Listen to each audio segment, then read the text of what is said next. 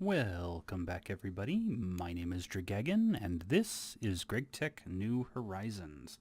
So, in the last video, I left off with pretty much this exact same look here that's been here this whole entire time. I'm getting kind of tired of it, but I finally completed what I was trying to complete for the last few days, and that is gathering up, all of these materials. Actually, I should go ahead and throw some stuff in to begin crafting. I have those guys needing to come in here, and I need that, and that. There we go. We'll let those guys craft up for a minute while we complete the rest of this stuff. I have everything I need. Definitely not that. Oh, I guess I need those things before I can do anything with that. But I have the stuff I need in order to make the Tricorder, which is extremely helpful. Actually, I guess I don't quite have everything I need. I have this stuff, but I forgot that I need, and I probably don't have it right now. I am going to need to grab 9 of this. Not 10, just 9. And that's not going to do me any good. Alright, we'll grab those things real quick. 9 of these, turn it into 4 of those, and then I can run around to my mixer. Oh, I guess I have enough of that in there. I just don't have enough of the quartz sand. I think it only needs, I forget if it needs 4 or 5. And it needs a circuit with a 2. I wonder what all we did with all of our circuits. Sorry, I have been running around making stuff like mad to get all this stuff built simply so that I can move on to making the multi-farm. What I can show you real quick, if I open up my map, here's base. There I am in the middle of base. And you'll see this structure taking shape down here. I was sitting around at work and decided on what I thought might be a really cool idea. So we have started implementing it. It's going to be a giant floating citadel type thing. Hopefully it looks as cool as I think it will. At least in my head it looks cool. But to that end, I've been working on getting this guy right here, the intricate circuit board. Now, the reason he takes so long is, as I've said before, it needs these HV processors. Specifically, right now I can make the advanced circuits just barely. Like, let me show you my quest book here real quick. Take that guy real quick. If I show you my quest book, I have been doing a lot of work.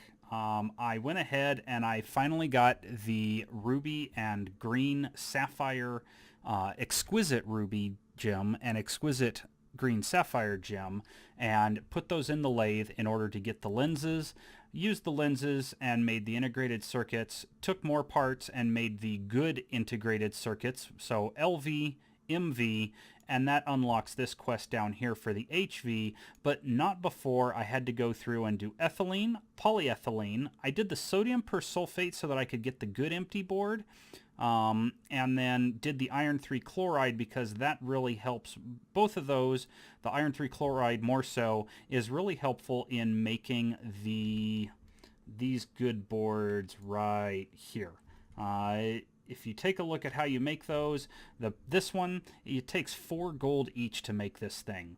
But if you get your hands on either sodium persulfate or on the iron 3 chloride, you can use 1 gold bar, pound it into a plate and then made into foil with that thing, and so you're looking at, you know, 1/4 the amount of gold.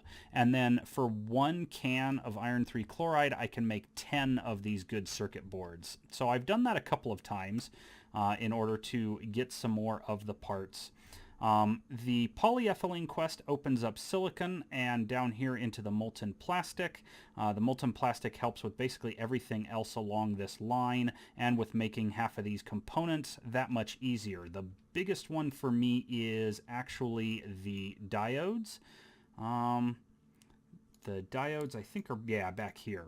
So the diodes originally, you could make these guys with, you know, something like, where is it? Yeah, either a wafer and some copper wire and some glass, or you have to go with the copper wire, the small piles of gallium arsenide and glass in order to get two of these guys.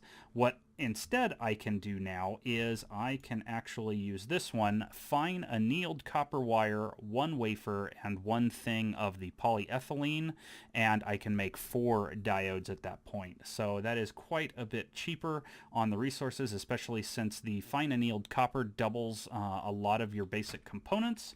And so that basically got me everything I needed in order to be able to start work on this. There is my computer display. If I run back around here, there are 6 of the cheaper MV components so that I can stick one here and get a sensor. I can put 2 of these guys down, 1 ender pearl, 2 cables, and my 4 electrum, and get my MV emitter. I can put my emitter, my sensor, my computer monitor display, 3 of those guys, 2 HV chips, and then the last thing I need to make is, of course, an MV battery, and then take it over here to my canner and fill it with lithium so that I make that lithium battery. And this guy right here is fantastic. This is the first MV battery I've actually made. I haven't made any others, namely because it's behind this set of quests right here, the MV battery buffers, and then it goes off that way, and it has you make batteries, but I need the battery itself in order to do this. And there is my tricorder. Once that quest updates, the tricorder along with this intricate circuit board are the things that I've been waiting to make use of my pile of forestry. There they are. My pile of forestry farm blocks to make a max size multi-farm right here in the middle of this thing. Now, again, if those of you watching the previous playthrough, you'll know that I do like the rainforest. It gives a good set of nutrient and humidity and nutrient and humidity stats, and then being up at 128, that will get me good air quality stats as well. And then I can just make a giant sized farm right here and not have to worry about my crops dying when I breed up their stats. Let's see. I also do have the crop matron. There it is right there. There's the crop matron, so I can start powering that along with my crop analyzer, and I can begin by going after the stickreed and starting to follow those quests. So that is everything that I've been trying to do so that I could finally slow down and work on a base. It's been progress, progress, progress, progress. I thought I was there. Nope, more progress, progress, progress. And I finally have reached that point where I can sit back and say, yes, I've progressed enough. I now need to focus on getting some infrastructure set up. There will be a little bit more progress here as I do Project Red, so that I can go through and make the auto crafting setup that I want. That will start making use of these guys, which will be good for being able to craft things like the circuits automatically. So in any case, I just wanted to show you guys, rather than just suddenly going poof, here we are in a new base with a giant farm and all this other stuff. I'll join you guys back here after I have gotten some crops done and show you the new setup that will be on top of this thing here. It's not going to look anywhere close to finished, but at least I can start getting things set up over here. So I'll see you back in a bit. Well, I'm back at base with a bit of progress, not a ton of progress, but if I scroll down here, you guys can see where I have basically outlined the entire base. Got a few things marked. A couple of these things are wrong. I've decided to move Witchery down here. Blood Magic is going to be underneath the base as a pillar type thing. But Thumbcraft, the bees, Witchery here, and then this will be like the modern / future section of the base. Having decided on moving to benzene for power rather than relying on steam, which I haven't really capped out. I could make some bigger pipes at this point and can do some more stuff. I've decided on benzene since it's more fuel efficient. To that end, I am currently working on the MV quest. Not MV quest, the multi-block quest to make the advanced coke oven. And in order to do that, you need to make these infernal bricks. So what I did is I set up my distillery here to make distilled water. I've been slowly getting it into my mixer. I got 32 into the mixer because I figured that's all the more its internal can hold, and then swapped out a couple of machines here so that I could then get the chemical bath over here and start making these infernal bricks. Now, I was also making some oxygen. The electrolyzer was there. I was electrolyzing some almandine and pyrope in order to get the oxygen more easily so that I could start up the EBF and make these the hot netherrack brick.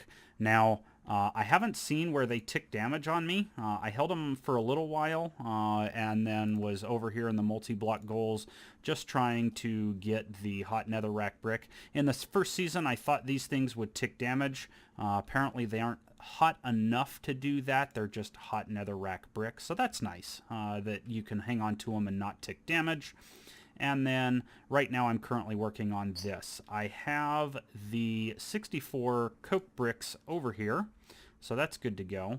But I am currently waiting on more of the distilled water. So while I'm waiting on the distilled water to run, I have been focused mainly out here on some crops. Specifically, I'm trying to get more stickreed, but as other crops pop up, I've been slowly trying to duplicate them.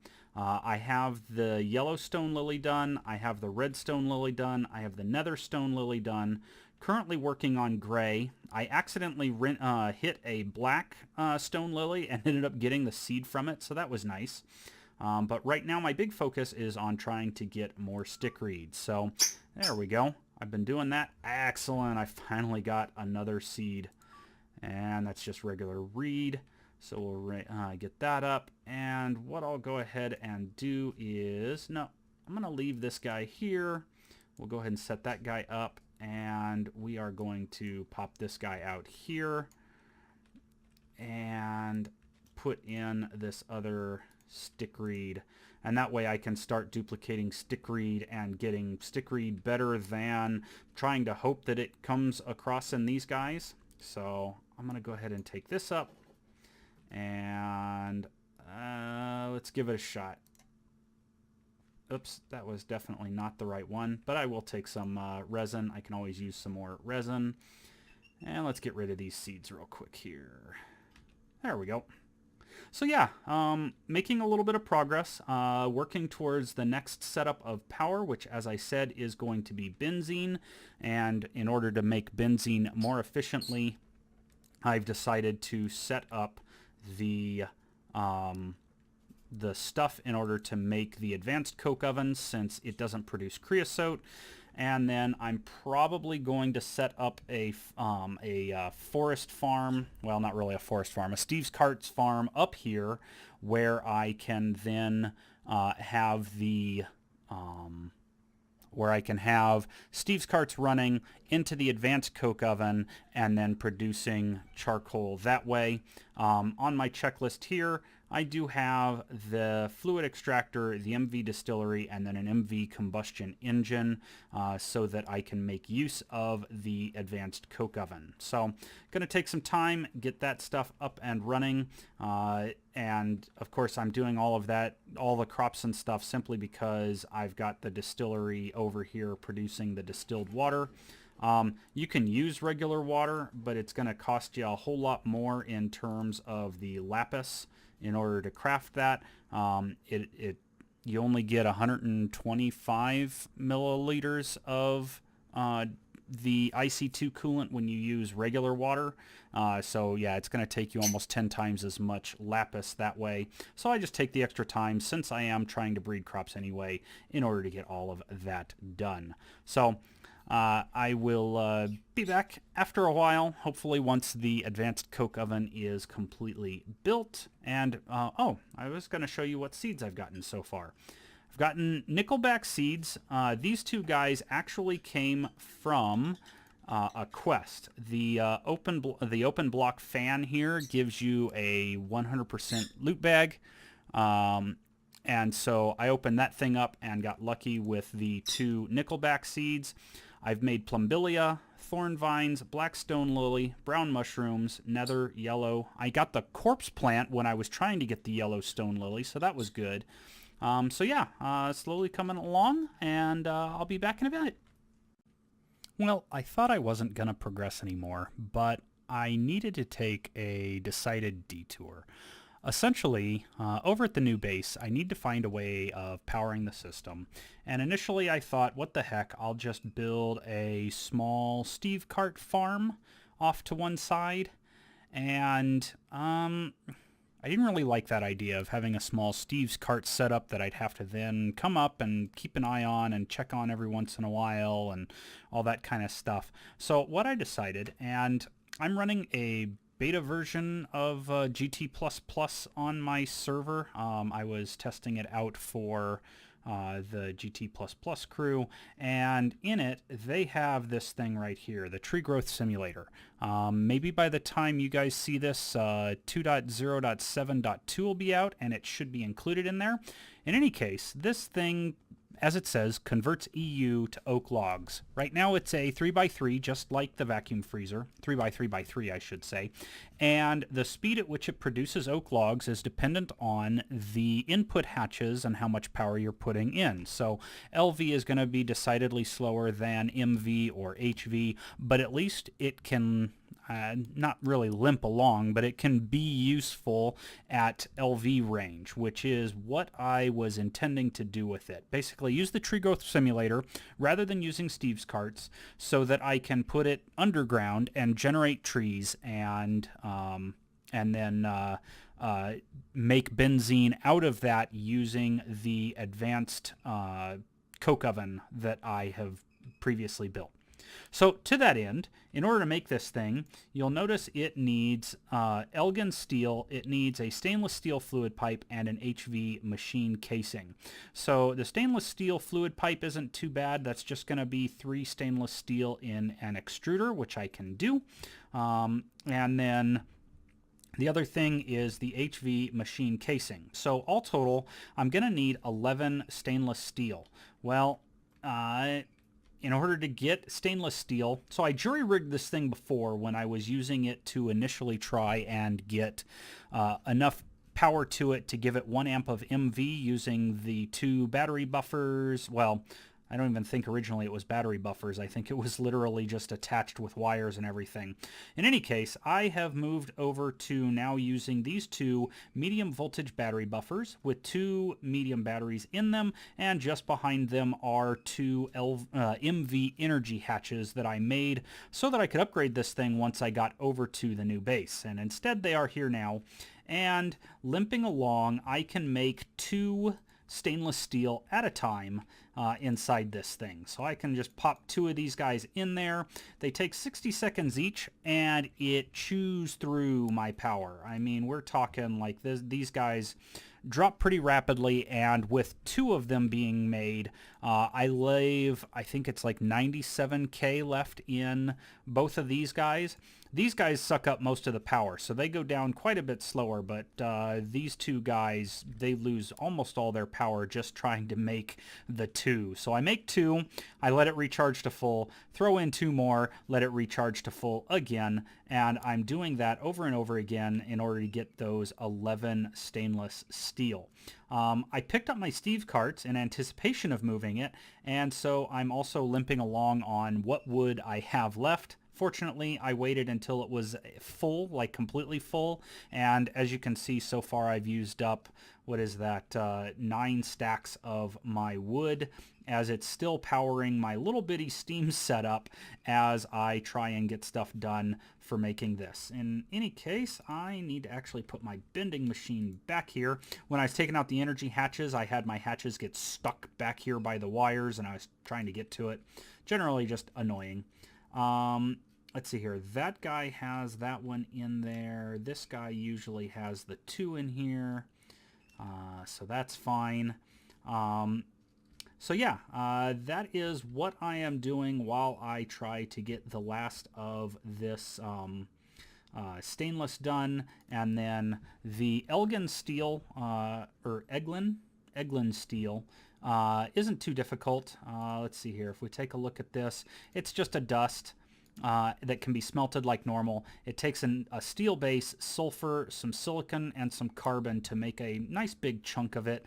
The Eglin base, there we go, is just some iron, some Canthal, and some Invar. I've got the iron, I've got the Invar. I just need to mix up just a touch of the Canthal, which is just another piece of iron, a piece of aluminum, and one more thing of chrome, which I believe I have. Yep, right there. One last thing of chrome. I can make more. I just haven't yet. I've got a little bit of ruby dust right here that I can siphon down to get a little bit more chrome should I need it. But at least for right now, I have quite a bit there. Aluminum, chrome, and a little bit of iron, which I will need to... I'll need to grind down. So in any case, as I say, limping along, trying to use the wood that I have while making a little bit of stainless. Let's see. Yeah, see, these guys drop all the way down to 97, just a little over 97,000 each, while these guys then power back up. And I just wait until all of that's done, and then I drop 2 more dust in here and let it run. So I'm going to continue to do that. I'm going to make this tree farmer, and when you guys see me again, I will be over in the next base, or in the new base, with the new video. It's pretty ugly. It's a giant cobble mess right now with some dirt for the crop farm. I've been growing crops out front here. And let me just show that real quick. While I've been waiting for all this stuff to process to try and move to the new base, I've been making crops. I went ahead and made a filing cabinet, and in here I've got stuff like the Yellowstone lily. Let's see here, some of the more important ones. I've got some stickreed. I've got a stagnium now. Let's see here, plumbilia and olivia. Nickelback, which I already showed. Some glintweed. Flax seeds. Flax seeds are very important for making string pretty cheaply. Eyebulb, essence berry, nothing really there. Cyprium. The corpse plant was a good find. That will go along the way to making the zombie plant, and the zombie plant, or zom plant, is useful for making the fertilia plant. I got the cup on, so I can finally start getting into some of the metal stuff that goes along with the plumbilia and olivia. Cinder pearl, cactus seeds, brown mushroom. I have all 6 of the stone lilies. White, black, gray, yellow, red. That might be all of them. White, black, gray, yellow, red. I think that's it. 5 of them. And then barley. So yeah, just slowly working my way through crops as I have time while I am doing some of these more long-term tasks. But as I say, in the next video, you'll probably have seen me I should already have the tree growth simulator done, as well as the sterile farm casings. Those just take a bunch of dirt, some planks, and the Tembaga frame, which is just aluminum and copper. So that's nothing too terrible there. Again, something that can just be smelted. So if I run out of power, I can just stick them in a furnace and smelt away. But gold dust with the Tembaga mix, and the Tembaga mix, of course, being a little bit more gold and copper.